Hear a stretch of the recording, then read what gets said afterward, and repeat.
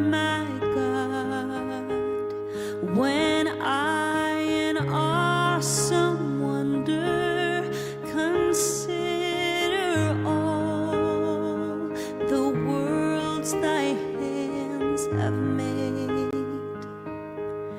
I see the stars, I hear the rolling thunder, thy power throughout the universe displayed. Then sings my soul, my Savior God, to thee. How great thou art, how great thou art. Then sings my soul, my Savior God, to thee.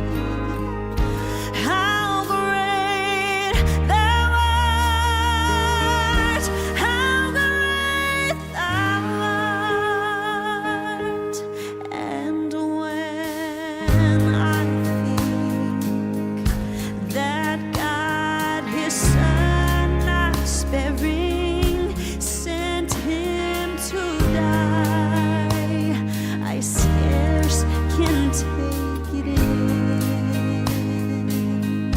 that on the cross my burden gladly bearing, he bled and died to take away my sin. Then sings my soul, my Savior God, to thee. How great thou art, how great thou art. Then sings. Good afternoon, everyone. My name is Jameson, and I'm proud to talk on behalf of my grandpa.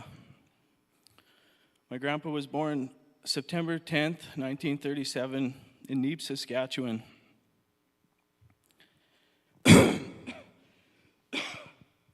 For the majority of his life, he spent it farming. He quit school at a young age to help on the family farm.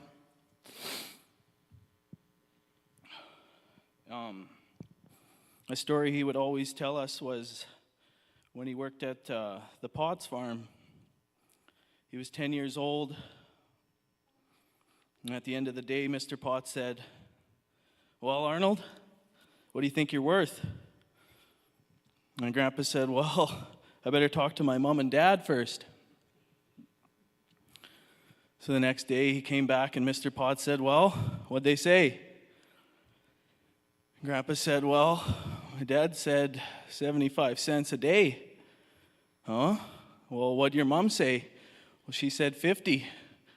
"Well, I think your mom was right," Mr. Potts said.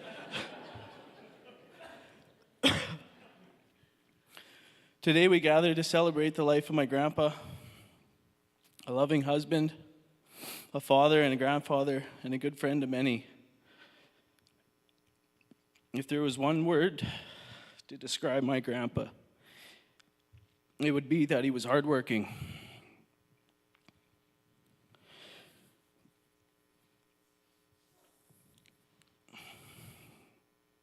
He had a love for farming and a connection to the land that ran deep within him. The countryside held a special place in his heart, and he approached life with a dedication and work ethic that inspired us all. He had a sense of humor, and we shared a lot of laughs with everyone. He carried his humor right with him until the end, and he was a devoted family man and shared a love with my grandma that lasted 60 years. One of the best life lessons he taught me was manners. He taught us to say please and thank you. He taught you to take your hat off at the table, and he taught you to look a man in the eye when you shook his hand. For those who had the privilege of knowing him, you know he wasn't afraid to speak his mind. He wasn't afraid to cuff your ears if you didn't listen. His straightforwardness was a gift. He was a proud parent and grandparent, always supporting his children and grandchildren, from attending hockey games, always keeping up with everything that the family was doing, from their education to their jobs and careers, and keeping up with what was happening at the farm. In his final days, he would do a lot of singing, expressing his feelings through song. He would go for walks to the glass shop to visit my dad, go for lunch, and get on my dad's nerves.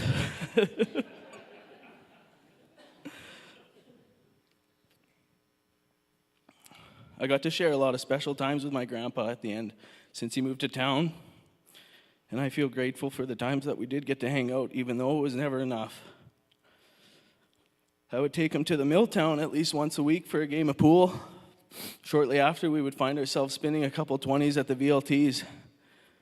I'd find myself saying, "Grandpa, it's 11 p.m., I got to work in the morning." He'd laugh and say, "Geez, when I was your age, I never needed sleep." I spoke to him just a couple days before he passed, and our last words to each other were, "I love you." I know you were missing Grandma and wanted to be with her, and I know she was waiting for you. As we say goodbye to my grandpa, I hope to remember all the lessons he shared and the love he gave and the strong spirit he had. His memories and lessons will live on through us all. Thank you.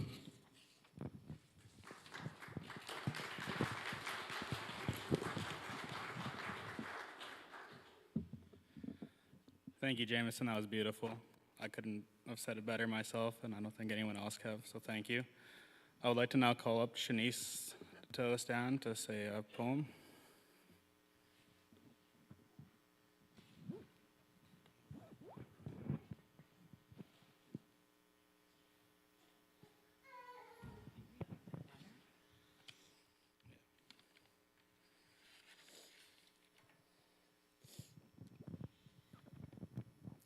This is a letter from Grandpa's coffee group, and I'm going to read it. It reads, "Dear Dale, we just learned of Arnold's death today. We are deeply sorry. The shock was a great one, but he left us as he would have wished, quietly, peacefully, and without suffering. It is those left behind who feel the pain. Pain is the breaking of the shell that encloses understanding much more deeply than the simple joys of life. We too thought the world of him. Talking of him this afternoon, someone said, 'We will never hear him sing Your Cheating Heart ever again.' We'll miss him telling us of how proud he was of you and your sisters, and how much he missed his wife, and how he loved singing to her in the hospital. He missed his friend Walter so much. It hurt him so much that his buddy had to suffer so much. How he missed not having his driver's license. And how upset he was with the lady doctor who said he had dementia. He'd say, 'I ain't got no damn dementia.' As for me, I'll miss moving his chair on him many, many times. I'm sure he was frustrated from time to time, but never once got vexed with me. I was cleaning out the book cabinet one evening. He comes along, taps me on the shoulder, and says, 'I wonder who keeps moving my chair.' I replied, 'I have no idea, but maybe it's that damn dementia.' He just smiled. We will miss having coffee with him, 2 sugar, 1 cream. We'll miss how he got dressed up for a meal in his Western wear, and how truly appreciative he was to those who prepared it. On behalf of our coffee group, Stan, Dennis, Irene, Mary, Julie, Joan, Mabel, Anna, and Lorena, Florence and I want you to know Arnold was respectful, sincere, friendly, thoughtful, and an honorable man. Blessings.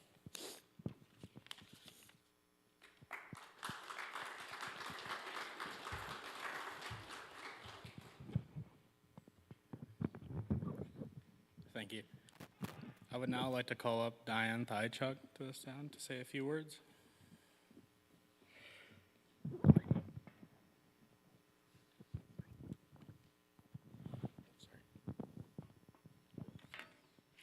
Thank you, Preston.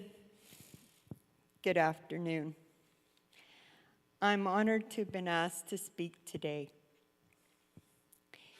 50 years ago, on my very first day of grade 1 in Father Goshen School, I met a pretty little girl named Sandy. Little did I know, all these years later, she would still be my best friend, and her family became a part of me. Arnold and Darlene always treated me as one of their own. Of all the years of memories, my favorites are the just by chance December meetings, usually in the co-op grocery store. These were very special Merry Christmas greetings that filled my heart with love. Just a month or so ago, Dale was putting in new windows for me. I popped into Dale's shop and was so thrilled to see Arnold there. After our usual hugs and hellos while visiting, I had made the comment, "You don't have to share DNA to be family." I invited Arnold to come with me out to my place for a drive and a visit, knowing Dale was coming out and would be going back to town. Just to humor Arnold and Sandy, I took a picture of him and I together and texted it to Sandy saying, "Look who I kidnapped." If I had known that was going to be our last meeting, I would have hugged him a whole lot longer and tighter. Dale, Sandy, Janice, and families, I share in your heartbreak of this past week and in the days, weeks, and years to come. And I want to truly thank you for allowing me to be part of your wonderful, loving family. Arnold, give Darlene a hug from me. And until we meet again, rest easy, my dear friend. You've earned it.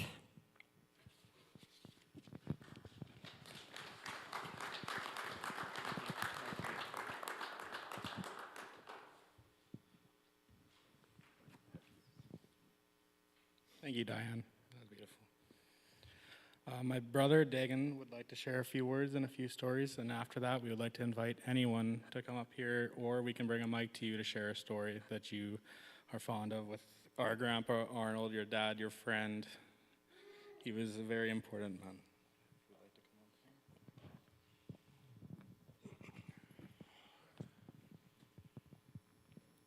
If you guys don't mind, I'm going to sit. I don't have anything prepared. I've just got a lot to say most of the time. So I was sitting, staring at Grandpa's smile, listening to everybody talk, and I'm thinking through my head, what should I say? You know, what can I say that hasn't been already said? The smile that Grandpa's wearing on you guys' card is a smile that we're very, very familiar with. Grandpa used to give this smile all the time that said he's thinking, and that he knew if you were bullshitting him or not.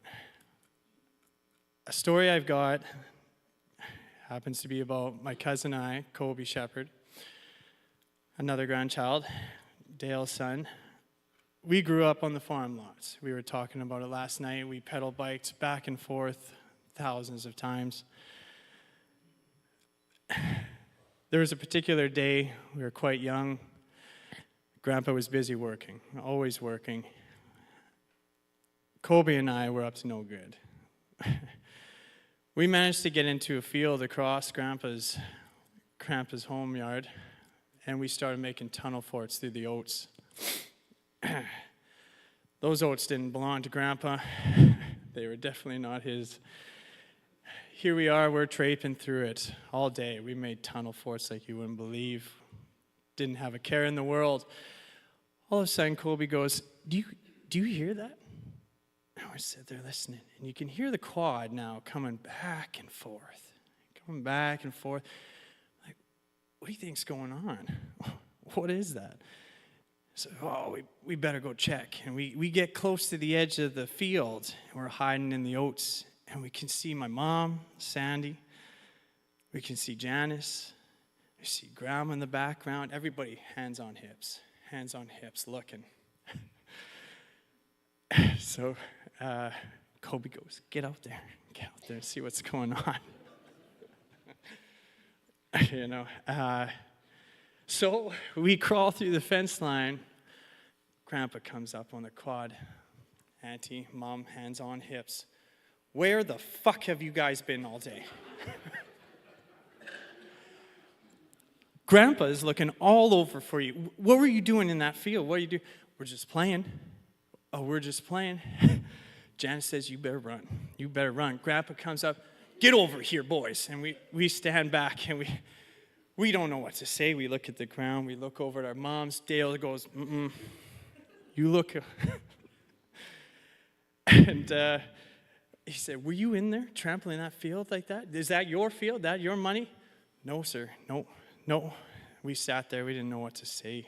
Colby looks at me. I look at him. He goes, you're going to get the wills. That's what you're going to do. You're going to come back inside, and you're going to get the will, okay? Colby looks at that will, looks at Grandpa, looks at me. He takes off running. I ain't doing that. He runs. Grandpa, I look at Grandpa, and I swear to you, he didn't look like this, but he was laughing inside. He knew he had us scared, and we ran. We ran to the house. Grandma says, get your asses in here.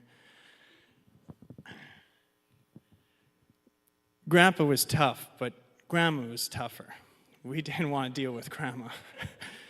She would pawn us off, and she'd say, go deal with these boys. And Grandpa said, come here. And he put us to work, And that was Grandpa's thing, He would smile like that at us. The boys are just going to be boys.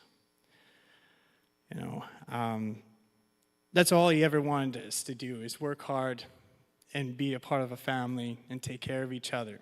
That was important. The way he went so quietly one morning, he didn't want you sitting there beside a bed talking to him about what's going on for the day or what the nurses have planned. He didn't want somebody cleaning up his mess. He wanted to keep working. He wanted to keep pushing. Every single day, he wanted to keep moving forward. And he didn't want your help doing it. He just wanted to be a part of it, be a part of everything. So the way Grandpa went out is the way he wanted it to be. He didn't want you standing and crying over him. He wanted to work until he was done working, and that's what he did. So on his last day, when he got ready, that was his moment, and he decided that was it, and he had had enough. And when my mom phoned me, she said, I feel so bad because he was alone. She said he was alone. I said, he wasn't, Mom. He wasn't alone. Grandma has been waiting ever since she passed last year in December, sitting there beside him every single day. She waited and waited because that's exactly where she knew she had to be. And when the moment came that Grandpa decided that he had had enough and that this was it, I promise you, my grandmother, his wife, grabbed onto Grandpa's hand and she helped him across. So thank you, Grandpa, for showing us everything that you have done. and helping us to be the best that we can be. We will love you always. And we are so happy that you're back with your wife and with our grandma and with their mom. Thank you guys for coming.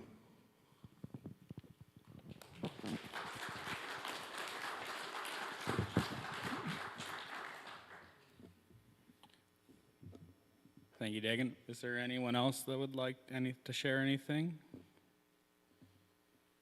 Okay, we have a PowerPoint presentation, a slideshow here we're going to watch. I'm just going to go put it on.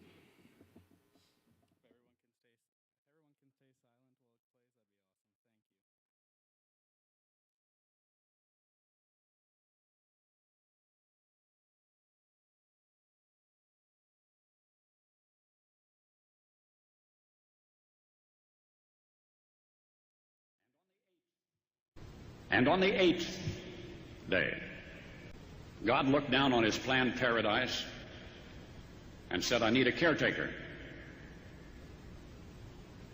So God made a farmer. God said, I need somebody willing to get up before dawn, milk cows, work all day in the fields, milk cows again, eat supper, then go to town and stay past midnight at a meeting of the school board. So God made a farmer. I need somebody with arms strong enough to wrestle a calf and yet gentle enough to deliver his own grandchild. Somebody to call hogs, tame cantankerous machinery, come home hungry, have to wait lunch until his wife's done feeding visiting ladies, then tell the ladies to be sure and come back real soon and mean it. So God made a farmer. God said, I need somebody willing to sit up all night with a newborn colt and watch it die, then dry his eyes and say, maybe next year. I need somebody who can shape an axe handle from a persimmon sprout, shoe a horse with a hunk of car tire, who can make harness out of hay wire, feed sacks, and shoe scraps, who planting time and harvest season will finish his 40-hour week by Tuesday noon, and then painin' from tractor back put in another 72 hours. So God made a farmer. God had to have somebody willing to ride the ruts at double speed to get the hay in ahead of the rain clouds and yet stop in midfield and race to help when he sees the first smoke from a neighbor's place. So God made a farmer. God said, I need somebody strong enough to clear trees and heave bales, yet gentle enough to yean lambs and wean pigs and tend the pink-combed pullets, who will stop his mower for an hour to splint the broken leg of a meadowlark. It had to be somebody who'd plow deep and straight and not cut corners. Somebody to seed, weed, feed, breed, and rake and disc and plow and plant and tie the fleece and strain the milk and replenish the self-feeder and finish a hard week's work with a 5-mile drive to church. Somebody who'd bail a family together with the soft, strong bonds of sharing, who would laugh and then sigh and then reply with smiling eyes when his son says that he wants to spend his life doing what Dad does. So God made a farmer.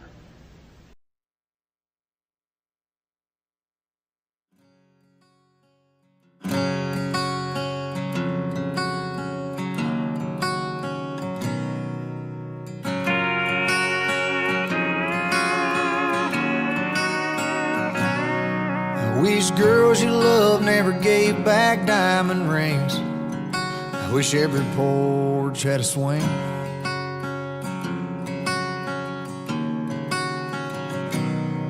Wish kids still learn to say sir and ma'am, how to shake a hand. I wish every state had a Birmingham.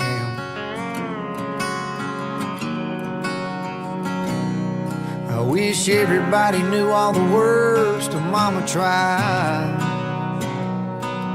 I wish Monday mornings felt just like Friday nights.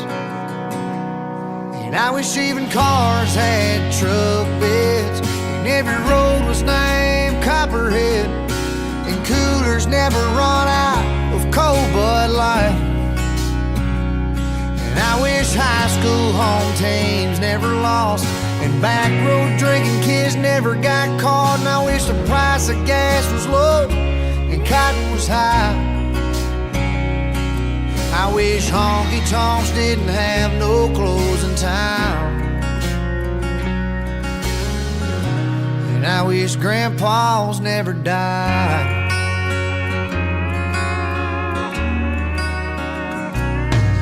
I wish Sundays on the creek bank would never end. Wish I could learn to drive again.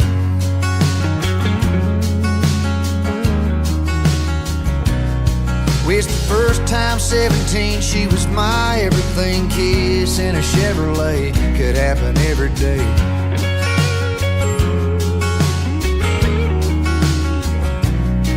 I wish everybody overseas was gonna make it home.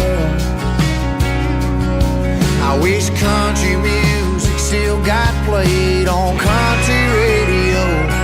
And I wish even cars had truck beds, and every road was named Copperhead, and coolers never run out of cold Bud Light. And I wish high school home teams never lost, and back road drinking kids never got caught. And I wish the price of gas was low and cotton was high. And I wish honky tonks didn't have no closing time. And I wish grandpas never died.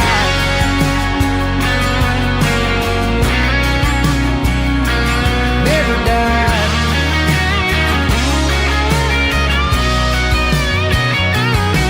And I wish good dogs never got gray and old. I wish farms never got sold. And I wish even cars had truck beds, and every road was named Copperhead, and coolers never run out of cold Bud Light.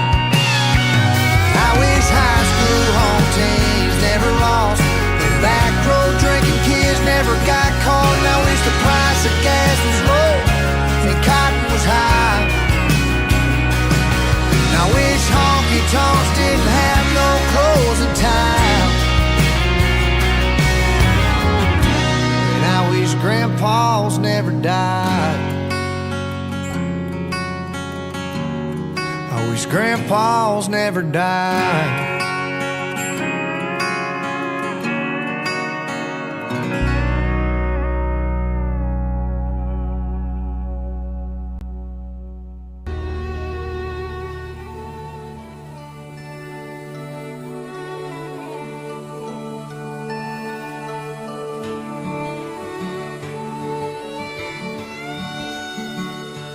I remember Daddy's hands folded silently in prayer, and reaching out to hold me when I had a nightmare.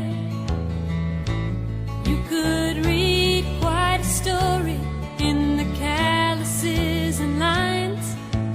Years of work and worry had left their mark behind. I remember Daddy's hands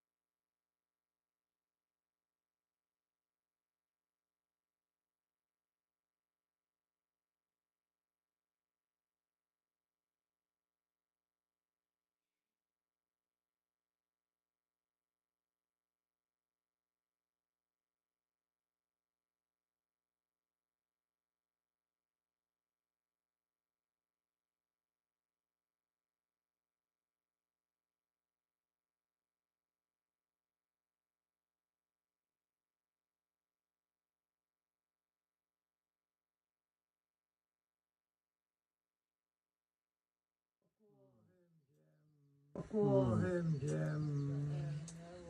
With a hand that was trembling, I picked up my gun and I aimed it at Shep's faithful head. I just couldn't do it, I wanted to run. I wish they would shoot me instead.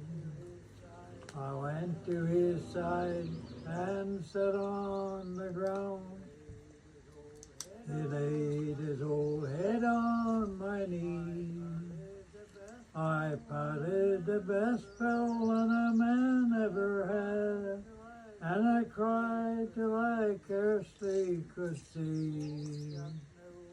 Old Shep knew he was going to die, for he reached out and licked my hand. He seemed to be saying, we're parting, old pal, but I know that you'll understand.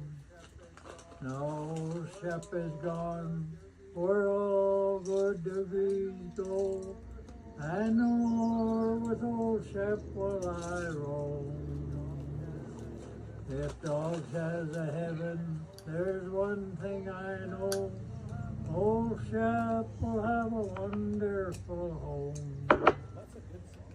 You should be able That's to a good sing that. song.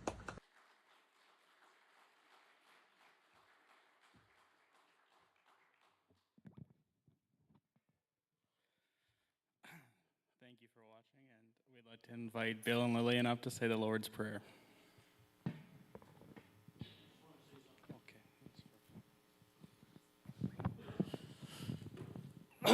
Everybody knows who I am. But I was just, my granddaughter yesterday was at home, at my house, not my dad's, and she was come downstairs, and she said to her dad, she said, "Why is Grandma sitting at the kitchen table?" And that's what she said yesterday. And then she come back over to the house where Mom and Dad used to live, and she was looking at the table again. She says, "Why is Grandpa sitting at the table?" And it's not like she doesn't know him, because she's been with him lots. So maybe the two of them just had to get together to go to the afterlife. Who knows? So, and another thing that Dad was really proud of is he had a grandson, Caleb, birthday the same day.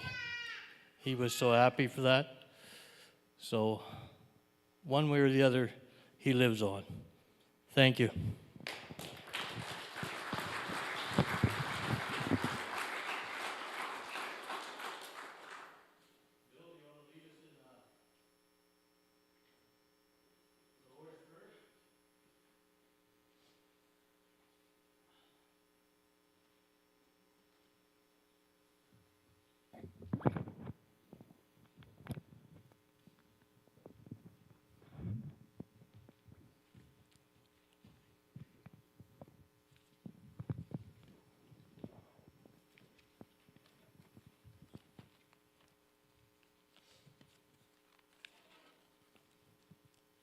We're not just going to share the Lord's Prayer, but we're going to just really express our thanks for knowing the Sheppard family. We just really appreciate that. I recorded some memories I would like to share about Arnold and his family that are very precious memories. Many years ago, Milford and Katie Wall spent a lot of time visiting the Neeb area, and during that time, our church started daily vacation Bible school for 1 week each summer.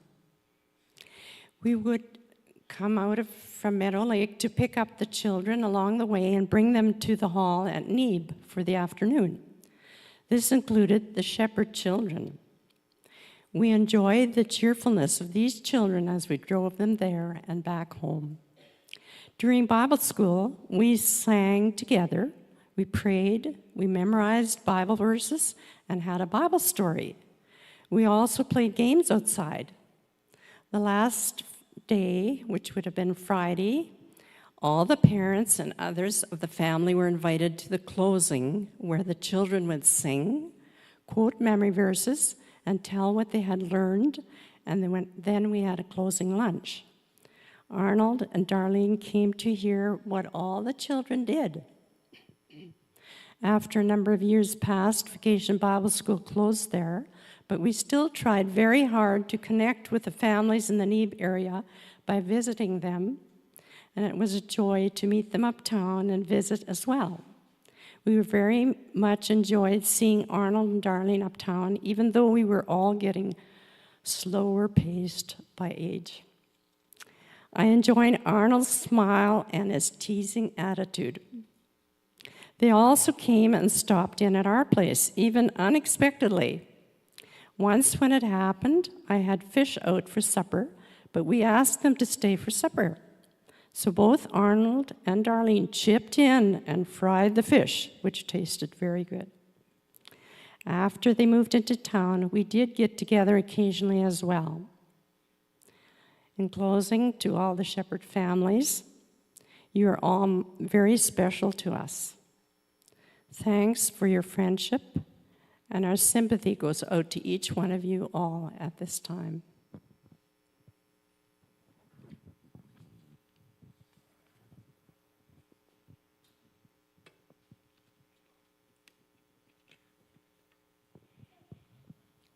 I just want to share a few verses from Scripture. I'm going to read it so you know that I'm not telling a lie. And the Psalm 103, 15 to 17 talks kind of about our life, the shortness of our life. As for man, his days are as grass, as the flower of the field, so he flourisheth. For the wind passeth over it, and it is gone, and the place thereof shall know it no more.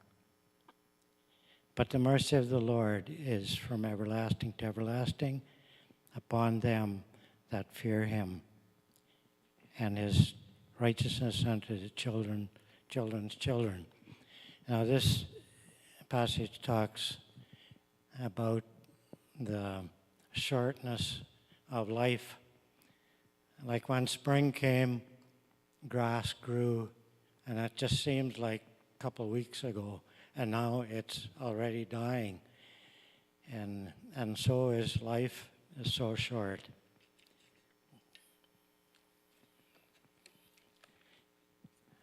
Another thing about life is sorrow of losing loved ones. And I've lost my mom, my dad, my brother, and a sister, and I know what it is to grieve. And so for you who have a hard time crying or whatever, don't feel bad, because that's life. We miss those who are gone before, and it's just a memory.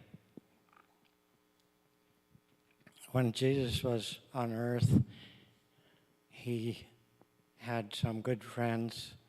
And one special friend was Mary and Martha's brother Lazarus.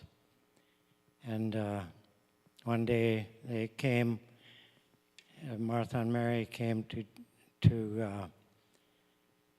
Jesus and said, Lazarus is dead. And Jesus cried. He was sorrowful. His good friend died. And that's found in Matthew John chapter 11.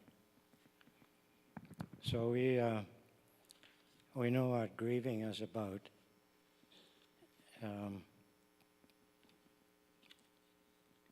It's just a memory. There's lots of memories in life, and so by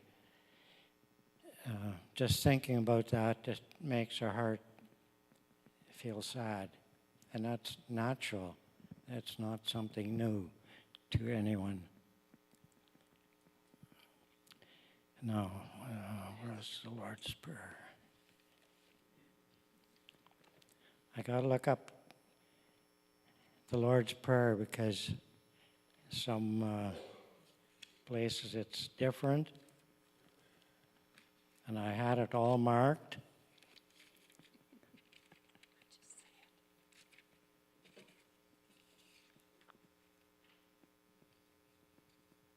Anyway, we'll go with it. So let's bow our hearts in prayer and just pray to God.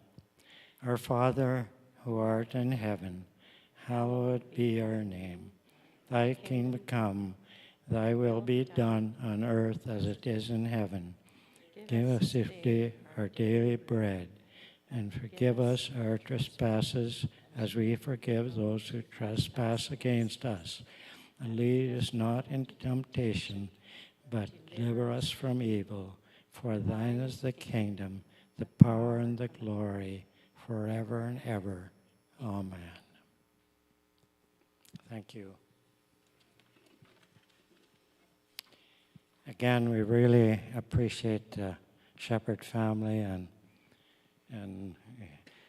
really appreciate you too, and thank you.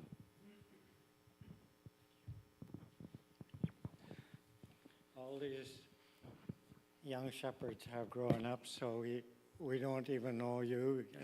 You're part of the family, and so life just goes on. Yeah. Thank you. Oh, thank you. Thank you. Thank you, Bill and Lillian. I appreciate it. Thank you for everyone coming today. We all appreciate it. Thank you for coming to celebrate Grandpa, his memories, his happiness, and everything he bestowed upon us. We're having a lunch just in the other room. We are welcoming anyone to come join and share memories and visit and such. Thank you.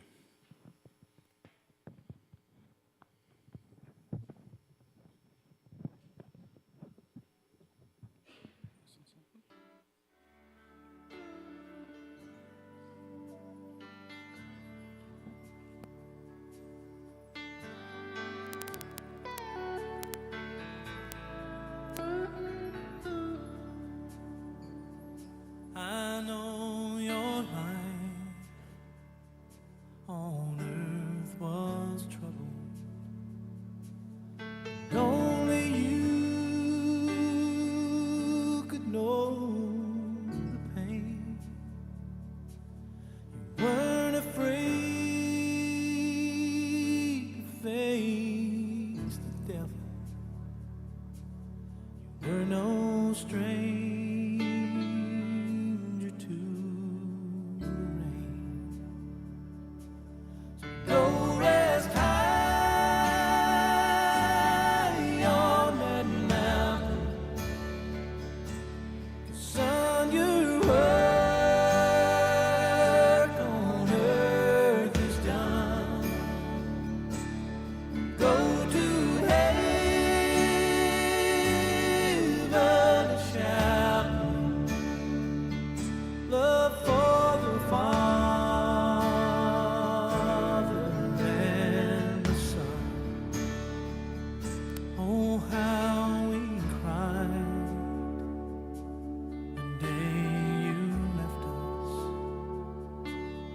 gathered round your grave to grieve. Wish I could see